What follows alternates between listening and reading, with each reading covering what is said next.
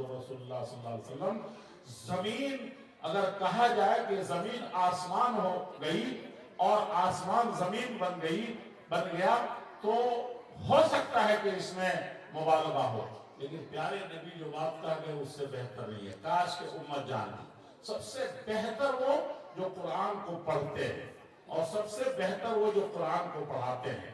یہ جتنے لوگ آئے ہیں، ایک بزرگ شخصیت انہوں نے کہا ہے کہ کاش کہ امت یہاں سیکھتی قرآن کو، ہمارے جوان سیکھتے، ماؤں کو اس کا پتہ ہوتا کہ کتنا بڑا مقام ہے، کتنی بڑی دولت ہے یہ، تو اللہ کے نبی قیامت کے دن ہمارے مدعی نہیں ہوتے، اور جس کے مدعی اللہ کے نبی ہو جائے تو پھر اس کا کیا حال ہوگا۔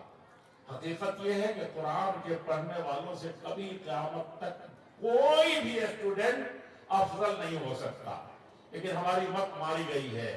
مکتب بھی اب ختم ہو رہے ہیں، پہلے جاہل لوگ تھے، غریب تھے، ایک گھر بھی پختہ نہیں تھا، لیکن وہاں کا مکتب اعلیٰ درجے کا چلتا تھا، 200 300 چھوٹی بستی میں بچے پڑھتے تھے، آج ہزاروں بچے ہو گئے ہیں، مکتب ٹوٹ گیا ہے۔ یہ آپ یاد رکھیے۔ وَعَلَّمَهُ، آپ تنخواہوں کی طرف مت جائیے، یہ مولوی بھی دنیا دار ہوتے چلے جا رہے ہیں، اور اس کی وجہ بھی آپ ہیں کہ پیسے کے بنیاد پر لوگوں کی قیمت لگا رہے ہیں، اس لیے ان سے بہتر کوئی نہیں ہے، اور ہمارے نبی معلم اخلاق تھے، معلم قرآن تھے۔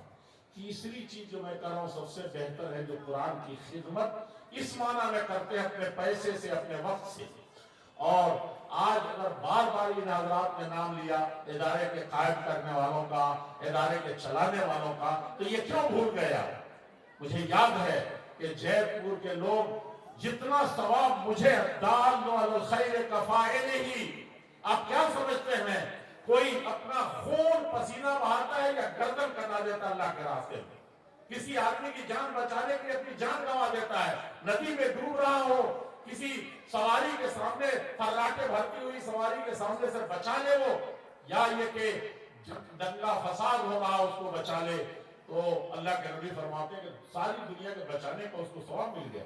اسی طریقے سے کوئی بھی نیکی بتانے والا، ہم کو لوگوں نے بتایا تھا آج سے 12-13 سال پہلے، 14-15 سال پہلے، کہ ایک بھی صحیح معنی میں، صحیح کیا ہے ہی نہیں کوئی اسکول، ہے ہی نہیں کوئی مدرسہ، ہے ہی نہیں کوئی مکتب، اور ہم کو اس وقت کہنے والوں نے پتہ نہیں کہا تھا وہ صحیح تھا یا اس وقت کیا پوزیشن ہے، یہ کہا تھا کہ سمجھئے کہ 30,000 کی مسلم آبادی میں ایک مکتب بھی نہیں ہے، ایک ٹوٹا پھوٹا جو مسلمانوں کے مقدر بن چکا ہے، ٹوٹا پھوٹا اسکول وہ بھی نہیں ہے۔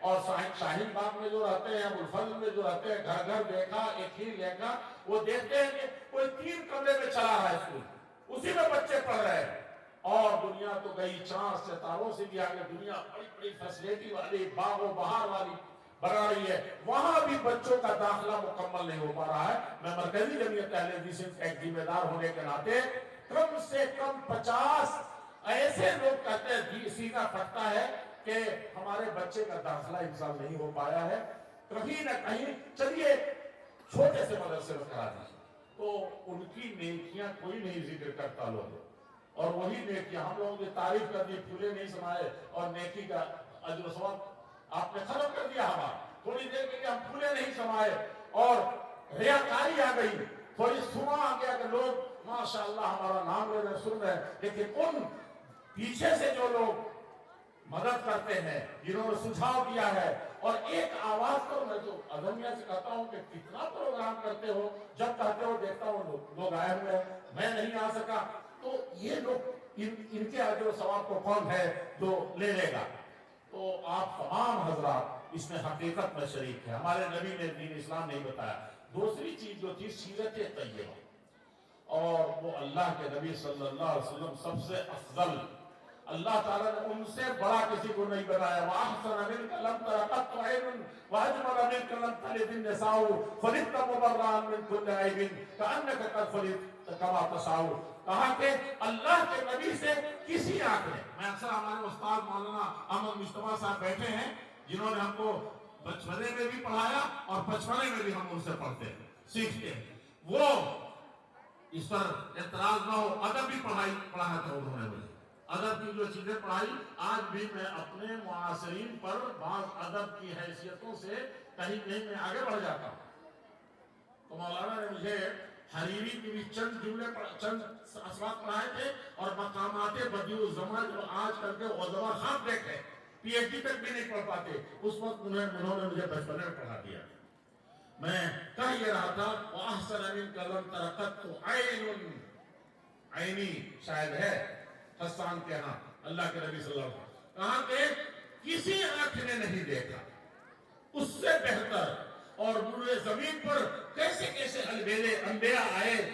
سکندر اعظم پیدا ہوا, بڑے بڑے بلوان اور بڑے بڑے پہلوان پیدا ہوئے اور بڑے بڑے علم والے پیدا ہوئے, لیکن محمد رسول اللہ صلی اللہ علیہ وسلم کی طرح کسی ماں نے اب تک کسی کو نہیں جنا.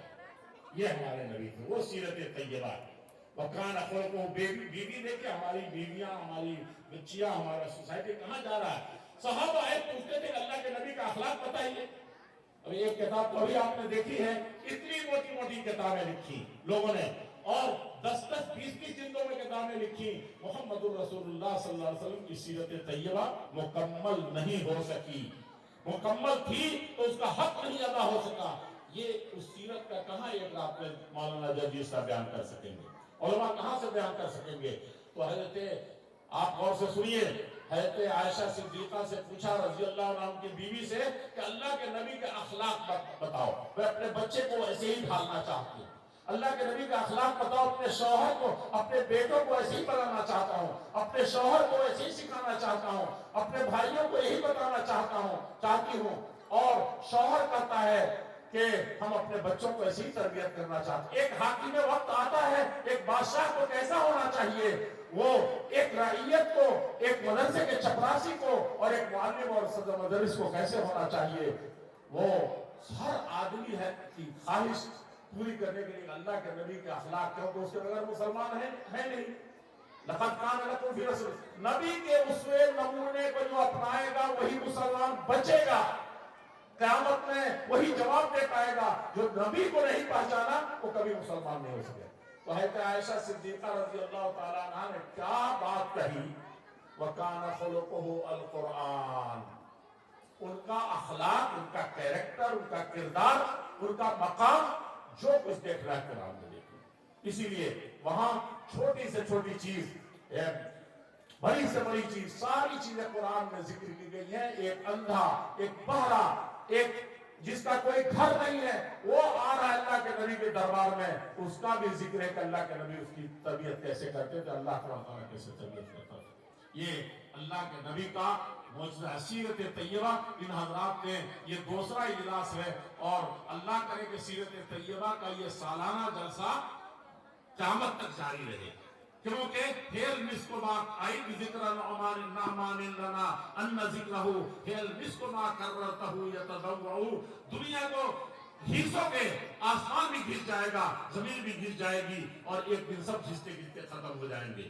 لیکن محمد رسول اللہ صلی اللہ علیہ وسلم کی ذات طیبہ ایسی ہے, جتنا سنو گے, جتنا سناؤ گے, جتنا اس پر عمل کرو گے, اتنا ہی زیادہ خوشبوئیں پھیلتی چلی جائیں گی اور اتنا ہی زیادہ انسانیت کو بھلا ہوتا چلا جائے گا. وہ آپ رحمت للعالمین تھے. اسی لیے ہر مسلمان پر, ہر انسان پر فرض ہے کہ محمد رسول اللہ صلی اللہ علیہ وسلم کی سیرت پر عمل کرے وہ. اور اللہ تعالیٰ نے حکم دیا اطیعوا اللہ, اللہ کی اطاعت کرو. ان کنتم تحبون اللہ, اگر اللہ سے محبت کرنا چاہتے ہو تو اللہ کے رسول کی اطاعت کرو, ان کی پیروی کرو. اور اس کے بغیر روئے زمین کے سارے بزرگوں کو آپ آئیڈیل بنا لیں. سارے بزرگوں کو ایک ایک چیز لے کر کے, کوئی گناہ باٹ کا پیش کر رہا ہے, کوئی عبد القادر جیلانی رحمۃ اللہ کا پیش کر رہا ہے, کوئی ابو بکر کو پیش کر رہا ہے, کوئی عمر کو پیش کر رہا ہے. آپ پیش کرتے رہیے, لیکن نمونے اصلی جو اللہ جل شانہ کا مقبول ہے وہ جانتے کون ہے؟ وہ صرف محمد رسول اللہ صلی اللہ علیہ وسلم. آپ کہیں گے کہ حضرت ابو بکر نے یہ عمل ایسے کیا تھا, لیکن اللہ کے نبی کا نمونہ نہیں, ان کے مطابق وضو نہیں کیا ہوگا تو ابو بکر کا, وہ تو سب سے سچے تھے, وہ اللہ کے نبی سے الگ کیسے ہو سکتے تھے؟ ایک ذرہ برابر کسی کے ایمان میں اگر آ جائے وہ مسلمان نہیں بچے گا. لیکن یہ نہیں کہا گیا کہ اطیعوا ابو بکر. جب فرما برداری کرنی ہوگی تو وہیں سے لینا پڑے گا. محمد رسول اللہ صلی اللہ علیہ وسلم. ہم تو آج فرقوں میں بٹ رہے ہیں, لڑ رہے ہیں, کسی کو کوئی پسند آ رہا ہے, صرف اس کی وجہ یہ ہے کہ اس ایک ذات کو اور اس کو پکڑ لیا تو جتنے اچھے تھے, جتنے بزرگ تھے, وہ سب ہمارے ہو جائیں گے اور سب کے نمونے ہماری زندگی میں سما جائیں گے. میں عزیزوں مولانا جرجیت صاحب کے لیے اس پروگرام کو یہ کرتا ہوں, ورنہ میرا دل چاہتا تھا آپ سننے والے سنانے والوں سے اچھے نہیں ہیں, سنانے والے سننے والوں سے اچھے نہیں ہیں. آپ کو اگر یقین نہ ہوتا ہو تو میں آخری بات کہتے ہوئے, سیرت سننے سنانے سے نہیں عمل کرنے سے ہے. ہمارے پیارے نبی محمد رسول اللہ صلی اللہ علیہ وسلم, ہم کو آج 2-3 لوگوں کی طرف سے اظہر صلی اللہ علیہ وسلم نے بتایا اور بھی لوگوں نے بتایا, 1-2 لوگوں نے, میں نے کہا بھئی تقریر 2-3 ہی لوگوں کی کراؤ, باتیں ختم کرو جلدی سے. کہا نہیں, لوگوں نے کہا اتنا جلدی کیسے ختم کریں گے, یہ آپ کا جذبہ ہے, ایمانی جذبہ ایسے ہی ہونا چاہیے. لیکن آپ سنیے کس مصیبت سے یہ کتاب و سنت اور یہ ایمان آپ تک پہنچا ہے. اللہ کے نبی صلی اللہ علیہ وسلم تقریر کرنے گئے تھے طائف میں, تو لوگوں نے اس قدر مارا کہ آپ جیسے مریل جوان نہیں تھے, آپ کے جیسے مرمرے جوان نہیں تھے, بلکہ وہ پہلوان تھے جو روئے زمین پر جن کے سامنے کوئی ٹک نہیں سکتا تھا. یہ ایسے لوگ تھے اور ان کا ایک آدمی انڈیا آیا تھا تو فتح کر کے چلا گیا. یہ تلوار کی طاقت تھی, لیکن تلوار کی طاقت نہیں تھی. ایک بھی مسلمان نہیں ہوا تھا تلوار سے, ایک بھی سیرت نبی پر نہیں آیا تھا. ہاں, اس نے جو اخلاق پیش کیا تھا, تو جب جانے لگا لوٹ کر کے تو دھاڑے مار کے عورتیں روتی تھی, کہتی تھی کہ اب ہمارا پھر ہم اسی پرانی مصیبت میں چلے جائیں گے. یہ اخلاق ان کا تھا, تو ایک طرف سے مسلمان ہوتے چلے گئے. میں آپ سے کہہ رہا ہوں, اللہ کے نبی کو لوگوں نے مارا اور مارتے مارتے طائف کے جوانوں نے زمین پر گرا دیا. بوڑھے تھے کہ لاؤڈ اسپیکر اگر ہوتا اس سے بڑی آواز ان کی ہوتی تھی, للکار رہے تھے جوانوں کو, مارو اس کو, اور کتوں کو بھگا دیا تھا. اللہ کے نبی محمد رسول اللہ صلی اللہ علیہ وسلم جو 70 جوانوں کو نہیں 4000 تیراندازوں کو ایسے جھٹک دیتے تھے, اور حضرت علی جیسے حیدر کرار ان کے پیچھے چھپ کر کے اپنی جان بچاتے تھے, جو چند لوگ بچ گئے تھے. آپ غور سے سنیے, 2 منٹ کا مسئلہ ہے, اور وہ یہ ہے کہ اللہ کے نبی صلی اللہ علیہ وسلم اس وقت ان پتھروں کی الغار سے جو آپ کی تقریر کرنے سے پہلے ہی جیسے تقریر شروع کی لوگوں نے برسانا شروع کیا, آپ زمین پر گر جاتے تھے. سیرت طیبہ ہمیں بتاتی ہے کہ فَكَانُوا يَرْمُونَهُ فَيُسْقِطُونَهُ فَيَعْضُدُونَهُ فَيَرْفَعُونَهُ ثُمَّ يَرْمُونَهُ بِالْحِجَارَةِ. اللہ کے نبی صلی اللہ علیہ وسلم کو طائف میں یہ مشرکین اور دنیا کے سب سے بہادر لوگ پتھروں سے مارتے تھے, زمین میں گرا دیتے تھے. جب آپ گر جاتے تھے پتھر اوپر سے گزر جاتا تھا, تو ان کو نشانہ لگے, پھر دونوں باہوں میں جوان چھپٹ کر کے اٹھاتے تھے, دونوں باہوں میں ہاتھ لگا اٹھا دیتے تھے, پھر پتھروں کی الغار کرتے اور زمین پر گرا دیا. اللہ کے نبی نے کیا کہا تھا, سنیے جوانوں, اس وقت ایمان اور اسلام کی خیریت چاہتے ہو تو سنو. اللہ کے نبی صلی اللہ علیہ وسلم نے اس وقت کہا تھا کہ ان کو اللہ تعالیٰ کے آگے پیش دیتے ہیں. اللہ کے نبی نے فرمایا, اللہم اہد قومی فإنہم لا یعلمون. اے اللہ, میری قوم کے لوگ ہیں, ہم کوئی ظلم نہیں ہو رہا ہے, ہمارے گناہوں کے بدلے میں ہو رہا ہے. دوسروں پر پتہ نہیں کیا کیا پڑھتے ہیں, تبرہ پڑھتے ہیں, دشمنی بول لیتے ہیں اور وہ دوستی کرتے ہیں. یہ آپ کا انداز تھا. سیرت طیبہ جاننی ہو تو سیرت طیبہ پر عمل کرنا ہے. آئیے ہم اپنے محبوب خطیب سے یہ خطبہ سنیں گے. میں آپ تمام حضرات کا, استاد گرامی مولانا بڑھاپے میں یہاں بیٹھے ہوئے ہیں, اسی طریقے سے حافظ شکیل صاحب بیٹھی, میں تو ان کی تقریر بہت دل سنے ہو گئے ہیں, جب دلوں کو لبھا دیتے ہیں. اور اسی طرح مولانا عبداللہ صاحب, ایک پر ایک علماء, ابھی ہمارے قاری صاحب بیان کر رہے تھے, اور ان سب سے سننا تھا. اور میں اظہر میاں سے کہوں گا کہ لوگ اسی طرح سے آئیں گے. مولانا جرجیس آئیں گے ضرور, لیکن نہ بھی آئیں تو آپ جلسے سجائیے. اور بالکل اللہ کے نبی اپنے گھر سے, ان کی بیوی سب سے اچھی تھی کہ اپنی کمائی, بیوی اپنی کمائی باندھ کر کے ایک ہفتہ کے لیے دیتی تھی, تو وہ غار حرا میں جاتے تھے.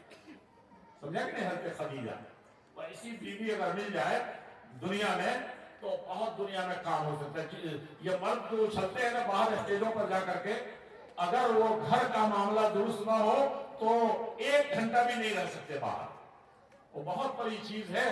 اور ہم لوگ تو اتنے کمزور ہو گئے ہیں، ہماری مائیں بہنیں اتنی کمزور ہو گئی ہیں کہ وہ 1 گھنٹہ نہیں برداشت کر سکتے بیٹے کے بغیر، 1 گھنٹہ نہیں برداشت کر سکتی اپنے مطالبات کے بغیر. اور ہر وقت کوئی نہ کوئی مطالبہ ہے. اور شیطان کا وسوسہ یہ ہے کہ اللہ کے نبی نے کہا اپنے سے نیچے کی طرف دیکھو، جو 50 روپے نہیں 25 روپے کماتا ہے اس کی طرف دیکھو، 50 لاکھ کمانے والے کی طرف نہ دیکھو. تمہاری 1 آنکھ بچی ہے تو تم بالکل اندھے کو دیکھو، 2 آنکھ والے کو کبھی مت دیکھو. تم جھوپڑی میں رہتے ہو اس سے زیادہ فٹ پاتھ پر رہنے والے کو دیکھو. اور کبھی بھی 2 منزل میں رہتے تو 3 منزل والے کی طرف مت دیکھو.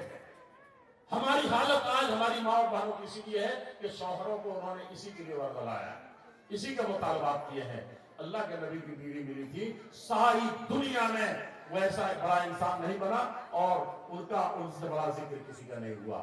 ہم لوگ بھی کچھ کرتے ہیں تو عورتوں کا ہی حصہ ہوتا ہے. وہ اللہ والیاں نہ ہو تو سب اچھل کر باہر کا اور ہوگا، کچھ بھی نہ رہ جائے. اس لیے ہماری ماں اور بہنیں قدر کریں اس چیز کی، اور آپ بھی ان کی قدر کریں.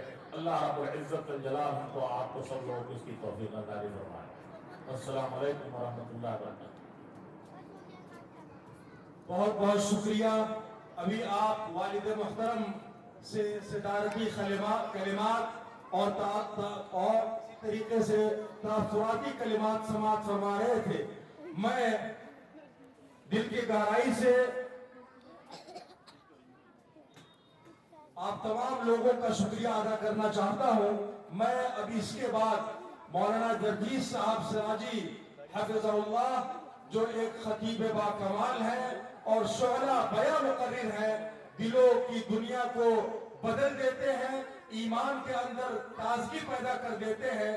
میں ان کو دعوت اسٹیج دینے سے پہلے معہد علی بن ابی طالب کے 8 وہ طلبہ جن کی دستار بندی ہونی ہے، میں اپنے معزز مہمانوں سے گزارش کروں گا کہ وہ ان بچوں کی دستار بندی اپنے مبارک ہاتھوں سے کریں. اس میں پہلا نام محمد ثاقب قمر الزماں کا ہے، دوسرا نام ندیم اختر مسعود عالم، منظر عالم عبد البصیر، عبد الرحیم انور عالم، عبد الودود اختر حسین، محمد جرجیس حیات علی، اور اسی طریقے سے عبد الاول محمد منظر اور شمشاد عالم بن منصور عالم کے ہیں. یہ وہ 8 خوش نصیب طلبہ ہیں جنہوں نے اپنے سینے میں قرآن کریم کو پیوست کیا. اگر آپ قرآن کریم کے معجزے سے واقف نہیں ہیں تو قرآن کریم کے اس کھلے معجزے کو آج اقرا انٹرنیشنل اسکول کے گراؤنڈ میں معہد علی بن ابی طالب کے اس اسٹیج پر اپنے کھلی ہوئی آنکھوں سے مشاہدہ کر سکتے ہیں کہ قرآن ہی کا یہ معجزہ ہے کہ ان چھوٹے چھوٹے بچوں نے 2.5 اور 3 سال کی مدت میں قرآن کریم کو اپنے سینے میں پیوست کیا. حقیقت یہ ہے کہ اگر کسی کو یہ کہہ دیا جائے کہ تم 1 جملے یا اسی طریقے سے 10 جملے یا 1 صفحہ یاد کر کے سناؤ تو وہ بآسانی فراٹے کے ساتھ اپنے سینے میں ان کلمات کو نہیں بسا سکتا. لیکن یہ صرف کتاب مقدس قرآن کریم کا معجزہ اور اس کی عظمت اور اس کی فضیلت ہے کہ اللہ جل شانہ نے اتنی ضخیم اور اتنی عظیم کتاب جس کے بارے میں کہا تھا کہ لو انزلنا هذا القرآن على جبل لرأيته خاشعا متصدعا من خشية الله. یہ قرآن کی عظمت اللہ نے بیان کیا کہ اگر میں اس کتاب مقدس کو پہاڑ پہ نازل کرتا تو پہاڑ اس قرآن کی عظمت کی وجہ سے، اس قرآن کے جاہ و جلال کی وجہ سے، اس قرآن کی فضیلت کی وجہ سے ریزہ ریزہ ہو کے بکھر جاتا. لیکن یہ کھلا ہوا معجزہ ہے کہ ان پیارے بچوں نے معہد علی بن ابی طالب میں اس کتاب مقدس کو اپنے سینے میں بسایا. یہ اللہ کا معجزہ ہے. میں ان بچوں کی دستار بندی کے لیے اپنے معزز مہمان بالخصوص حضرت مولانا جرجیت صاحب سراجی سے گزارش کرتا ہوں کہ وہ آپ تشریف لائے، اور اسی طریقے سے حافظ شکیل احمد میٹھی حفظہ اللہ جو ہم سب کے معزز ہیں، اور اسی طریقے سے مولانا راشد صاحب، اور آپ تمام لوگ جو اسٹیج پہ تشریف فرما ہے، ان کے علاوہ جو نیچے بیٹھے ہیں جناب مولانا نسیم صاحب فیضی، ان سے گزارش کروں گا کہ وہ تشریف لائے اسٹیج پر۔